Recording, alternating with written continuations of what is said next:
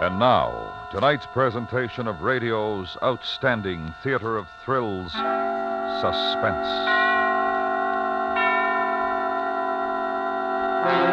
Tonight, the story of a perfect fraud that succeeded only too well. It's called Final Payment. So now, starring Harry Bartell with Peter Leeds, here is tonight's suspense play, Final Payment.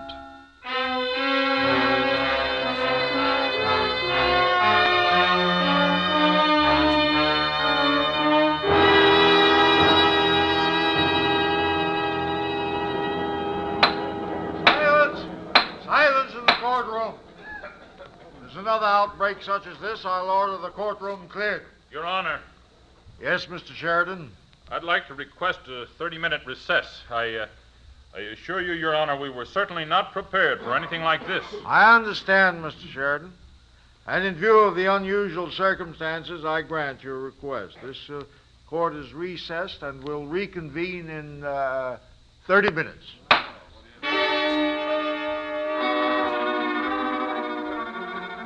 All right. What's everybody staring at me for? What's wrong? You can't possibly suspect a thing. Not a thing. But maybe... Was there something we missed? Something we didn't think about? The day it started, Chicago. The day I ran into Sam at the lunch counter. Maybe there was something then. Maybe that's when we made a mistake. Gee, Joe, it sure's been a long time, hasn't it? 10 years. You know, it doesn't seem that long. Hey, what happened to you after the Italian campaign? One day you were there, the next day gone. Well, I was shipped back to the States and then out to the Philippines. Did you see any action? Oh, some. A little. You know, son, you haven't changed a bit. Put on a little weight, maybe. Haven't we all? And some gray hair. Oh, I'm a lot grayer than you. Well, maybe I haven't got as many worries as you have. I guess you live right. I guess I do. Oh, you married, Joe? Oh, yeah, I got a couple of kids. Oh, that's wonderful. I'm working with a construction gang right now. It isn't what I want, but it'll do. Well, temporarily, you mean? Yeah. Got to keep the family eating, huh? Sure do. Bet it gets rough sometimes. Yeah, sometime. It takes a lot of sweat to keep a family these days. You got a family, Sam? Oh, no, but I know the problems. Hey, what are you doing in Chicago? You live here? No, just passing through. What kind of work you doing? Well, Joe, right now, let's just say I'm in between jobs. Actually, Joe, I'm looking for a partner. A partner? Mm-hmm. A partner to split a profit of $100,000 with me. 100? Say, Joe, I'll tell you what. I'm going to be in town for another couple of days. Look, here's the phone number of the hotel where I'm staying. You know, it never occurred to me, but you might be interested in hearing about this deal.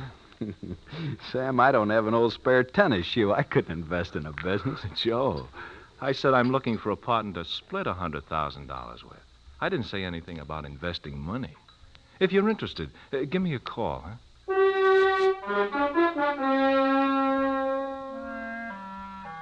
Maybe it was the night I called Sam at his hotel. I remember I called him right after work. And then I'd called Mary. Told her I'd met a friend and wouldn't be home for dinner. Then there was that bar over on Halsted where we met. Maybe somebody in there remembered. It's a new twist on an old racket, Joe. A guy who pretends he's hurt, only he isn't. The insurance companies are wise, Sam. You never get away with it. Wait. Now, first I gotta know if you're interested, Joe. First I gotta know that. Then I'll tell you the twist. Well? Yeah, all right, I'm interested. Good. Now, this is the way it works. You and the family move to a small town. You buy yourself a moderately cheap car. Get a job. You live there a couple of months and you call on the insurance agent of a big company. You take out a small policy. A couple of months later, you increase this policy to $100,000 liability. In the meantime, I arrive in the same town, take up residence. Now we both live there. Maybe on the opposite sides of the town. You still with me? Yeah, go ahead. Okay. Then one day, a year later, I step off the curb at a certain intersection. You're driving home from work. You hit me. Hit you? Yeah. I dodged a lot of tanks in Italy, but somehow I can't dodge the right fender of your car. I tell you to forget about it. You do. You don't even bother to tell the insurance company about it because I seem like such a nice guy. Only I'm not a nice guy because a couple of weeks later, I got you in court, and I'm suing you for a couple of $100,000. You know, Joe, I figure by the time we settle, it'll be an even 100,000. But when the insurance company It'll be finds it... too late. I don't get it, Sam. They'll fight it. They'll... Oh, sure. They'll have some notice before, and they'll come to you and give you a big thing on how they're going to fight this case. That's what I mean. And you, Joe, you're going to cooperate with them 100%. But then And now the twist. It takes place the day you go under cross-examination. About it, I'd have understood, but my gosh, she just stood there like a big... Oh, no, I don't... You go under cross-examination. You're going to break down and confess it was your fault. Confess? But Sam... Joe, the worst you can get is maybe a charge of criminal negligence. Maybe a fine, your driver's license suspended for a year. But it's worth 50 G's, isn't it? It's crazy. So crazy it could come off. Well, Joe, $50,000. You know, if I thought for 1 minute... What can go wrong? I don't know. I gotta talk this over with Mary. Oh, no. No, you don't talk this over with anyone. You understand me? No one. You're the only one besides myself that knows. We can't afford to take a chance, Joe. Not even on your wife. But if I just pick up stakes and take off of some small jerkwater town, Mary's gonna Make want to up know... some excuse. It doesn't matter anything. Better climate for the kids. You want to get ahead? Well, what do you say? All right. Count me in.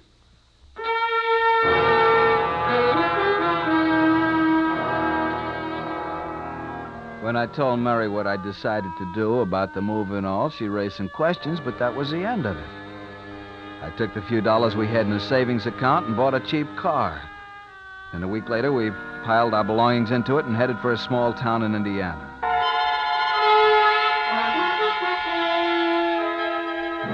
Sam picked this town in Indiana because a big insurance company had a local office there. I got a job with a machine shop. The pay wasn't high, but it kept us in food and clothes, and there was enough left over to make payments on the insurance policy I'd taken out. 3 months later, I called the insurance agent and told him I wanted to increase my liability policy to $100,000. Was it then? Was there some slip-up that night Mr. Hirsch came to the house? Did something happen then?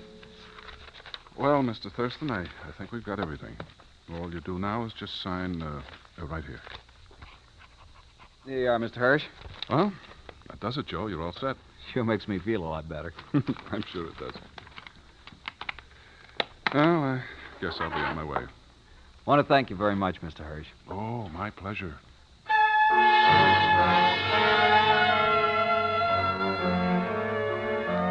Wouldn't have been then. There wasn't anything.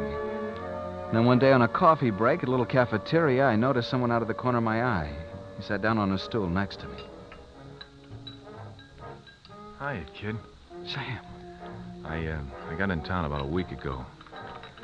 How's everything going, Joe? Fine. You keeping up the payments on the policy? Yeah? Good. I'll contact you again right before we're ready to pull it off.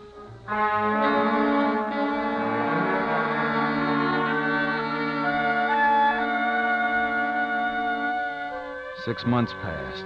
6 months of waiting. I got a promotion at the machine shop. Mary seemed real happy. But every day I waited for some word from Sam. Maybe something had gone wrong. And then one night I went to a union meeting. I sat and listened to the guys discuss plans for the company's annual picnic. Then we took 5 for a smoke.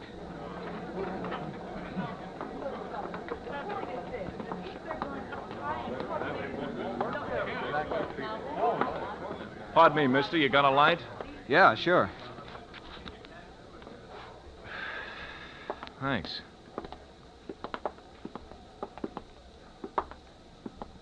The time's ripe, Joe. Are you sure? I'm sure. Now listen carefully and get this in your head. Yeah, I'm listening. Day after tomorrow, 5:15 at the corner of 3rd Avenue and Wabash Boulevard. Yeah. I'll be on the southeast corner.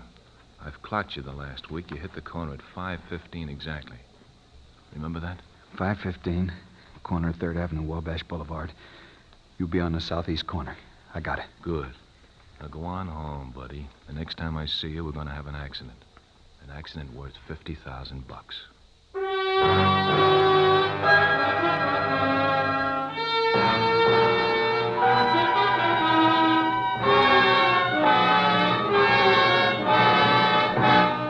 You are listening to Final Payment, tonight's presentation in radio's outstanding theater of thrills, Suspense.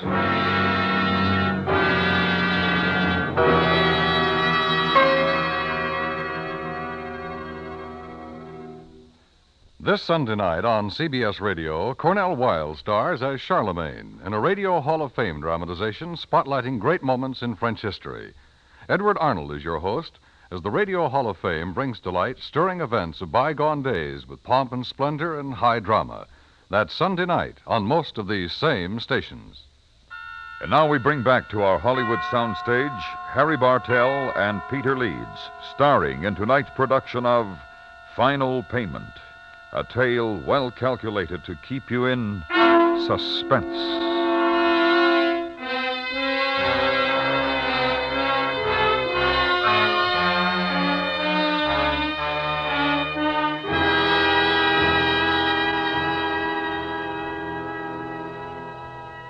Got to think.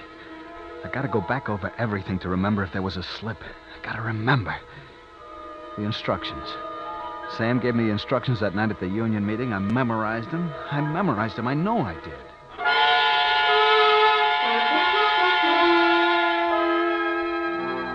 Thursday was like a nightmare. Could hardly concentrate on what I was doing at work. All day long I was nervous. Then it was 5 to 5. Time to wash up and get moving. Punched my time card, put it back in the rack, walked out to my car in a parking lot and started. I drove east on Wabash Boulevard. My watch said 5:13. Traffic was light. 3rd Avenue was 6 long blocks away. My hands were so wet from perspiration I could hardly grip the steering wheel of the car. I kept in the right-hand lane, 4 blocks away. Kept the car going slow. Then I had to stop for the light at the corner of 4th Avenue. Looked at my watch again. It was 5:14.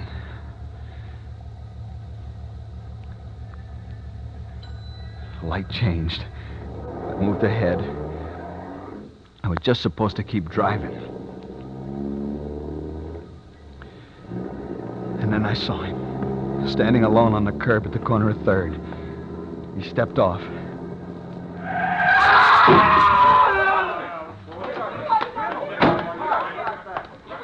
I didn't see him. Is he hurt bad? Is he going to be all right? No, Somebody please call an ambulance, quick. Gee, mister, I'm sorry. I'm awful sorry. No, it's... Oh, there. Hey, I can stand up. There's no broken bones. I guess I'm okay, fella. Just shook up a bit. Don't worry about it. Yeah, sure, but you ought to see it. Now, look, I'm okay. See?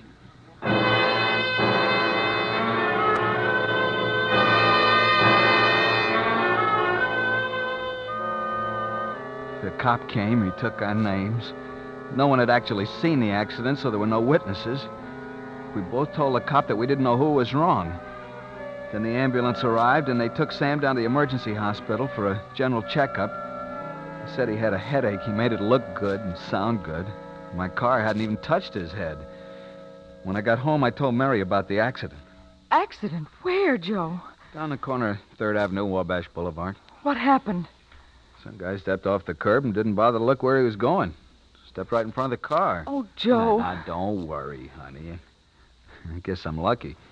Guy wasn't even hurt. Shook up a bit, that's about all. But, Joe, you never can tell. Did you get his name and address? Look, honey. I said never mind about it. It's all taken care of. The police were there. There's nothing to worry about. But I do worry about it, Joe. Did you get in touch with the insurance company? Insurance company? What for? I didn't even scratch the paint on the car. Oh, that isn't what I meant. I mean about if he should suddenly find something wrong and then he'd sue you or Oh, something. don't be silly, honey. I told you he was a real nice guy. He told me to forget it. Well, you never can tell about these things. Hey, what are you doing? I'm going to call the man from the insurance company. I said to forget it. Do you hear me? Why, Joe, I don't understand. I'm sorry, honey. It's just... Look, the guy was a nice guy. He knows it was his fault. He's not going to cause me any trouble.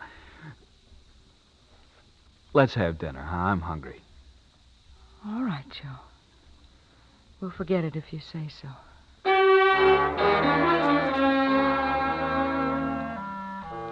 A week later, the insurance company got served with the papers. Sam filed a suit against me for $200,000. Naturally, as soon as the insurance company received the papers, they called me on the telephone. They were upset, real upset. I just wish you'd called us when it happened, Mr. Thurston. You made a big mistake by not calling us. Yeah, I know, Mr. Hirsch. I guess I ought to have my head examined. My wife told me to call. I guess I should have. But you see, when it happened, he seemed like such a nice guy. He told me not to worry about it. Even when the ambulance carried him away, he told me to forget it. Well, sure. That's an old trick. A lot of them pull it. What do you mean, an old trick? Well, a lot of people try to beat the insurance companies that way. You'd be surprised. Well, what's going to happen? Well, I think we got a good case. We've got no witnesses, but then neither has he. The police report gives a pretty comprehensive picture of the thing, the way it was reported. So, in the final analysis, it's your word against his. Yeah, I see. Well, that's good, isn't it? Well, it means we've got at least a 50-50 chance, maybe better. You see, when they got him to the hospital, he put up a big fuss about being examined. Why? Unless he'd already figured cashing in on this thing. Things like that make me suspicious, Mr. Thurston. Very suspicious.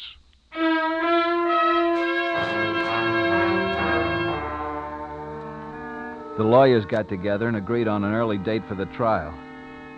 The attorney for the insurance company, a Mr. Sheridan, met with me a number of times to make me go over and over the details of the accident. And then the day of the case arrived. According to Sam, I was supposed to break down and confess it was my fault while I was being cross-examined. And Sam didn't show up in court. His attorney said he'd been indisposed, but he would deliver the brief without his client's presence. And that kind of upset me. I depended on Sam to be there to give me reassurance. All right, Mr. Thurston, now in your own words, tell the court what happened on that day. Well, Go ahead, take your time. Well, I was driving home from work. I was going maybe 30 miles an hour, or maybe a couple of miles one way or the other. You were driving home? Yes, sir, and I was in the right-hand lane, and this fella, Mr. Monroe, he stepped off the curb and right into the path of my car. He stepped into the path of your car? Yes, sir, that's right. I guess he wasn't looking. Is that all? Yes, sir. That's all. Your witness? Any cross-examination, Mr. Green? Yes, sir. Proceed. Now, Mr. Thurston, I have a few questions I'd like to ask you. Yes, sir. Try to answer these questions as honestly as you can. I object, Your Honor. That is not... Objection sustained. Now, according to your earlier testimony, Mr. Thurston, you were going east on Wabash, is that right? Yes, sir. Mr. Thurston, do you know if there is a stop signal at the corner of 3rd Avenue and Wabash Boulevard, the intersection where the accident occurred? Yes, sir. I think there is. There is. Mr. Thurston, do you remember if the light was green or red as you approached the corner? I think it was green. I see. Now, according to your testimony, you said you saw Mr. Monroe step off No, sir, excuse me. I didn't see him. I mean, I kind of saw him, and yet... Mr. Thurston, you either saw him or you didn't. Now, which is it? Or perhaps you can explain to the court how you can kind of see a person step off. Well, what I meant to say... Either you saw him or you didn't. Which is it, Mr. Thurston? Well, May I remind you that you are under solemn oath to tell the truth. Is it possible you didn't see him and the light had turned red, Mr. Thurston? Is that the way it was, yes or no? No, I didn't see him. What did you say, Mr. Thurston? I didn't see him. I said I didn't see him. Why didn't you see him, Mr. Thurston? Where were your eyes when they should have been watching the street in front of you while you were driving? Where were your eyes, Mr. Thurston? Well, I don't know. Yes, you do. You know very well where they were. Now tell us. On the light? On the traffic in front of you? They couldn't have been on the light. You told us yourself you didn't know whether the light was green or red. You said you didn't see the plaintiff. Well, then where were your eyes? Well, somewhere else, I guess. Where, Mr. Thurston? You tell us where. I buy a paper every night. It was on the seat next to me. Maybe for just a second I took my eyes off the road and looked down at the paper. You took your eyes off the road to look down at the newspaper on the seat beside you. And it was during that time that the light changed to red. The plaintiff stepped off the curb and you hit him. Am I right, Mr. Thurston? Isn't that the way it was? Yes, that's what happened. I didn't see him. I didn't mean it. I can't hear you, Mr. Thurston. Speak up. I didn't see him. I didn't mean it. That's what happened. It was my fault, but I couldn't help it. I swear I couldn't.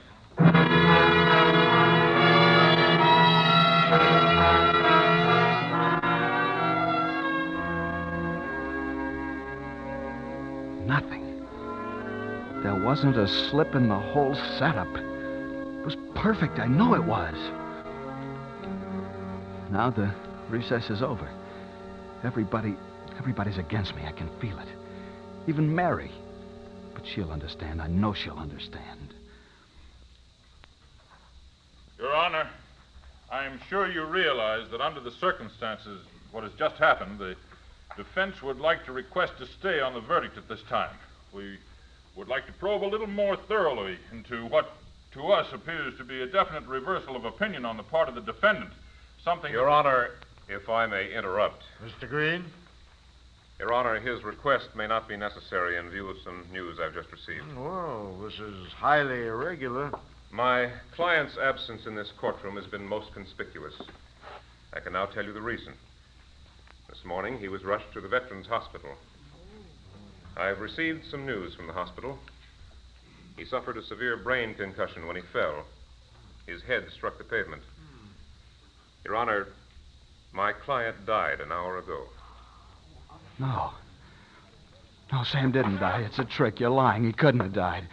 I didn't hit him that hard. You're lying to try to trick me. Now, that isn't the way you had it planned. He wasn't hurt. He said he wasn't. This isn't the way it was going to be.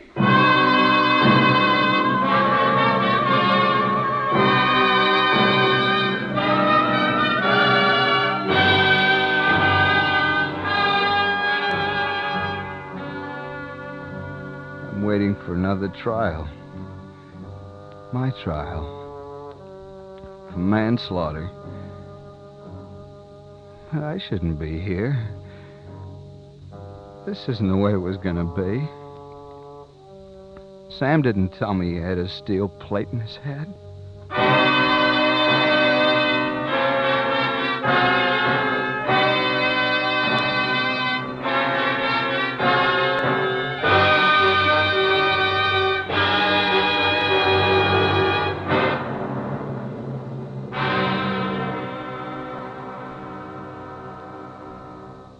Suspense, in which Harry Bartell and Peter Leeds starred in Dick Petticini and Phil Cole's Final Payment. Next week, the story of a man who insisted upon finishing the murder he had never committed. We call it The Case History of a Murderer. That's next week on Suspense.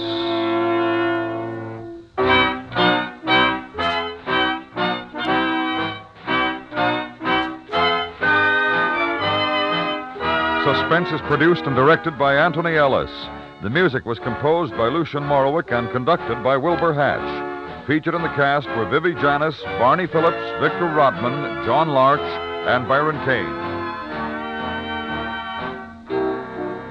America listens most to the CBS Radio Network.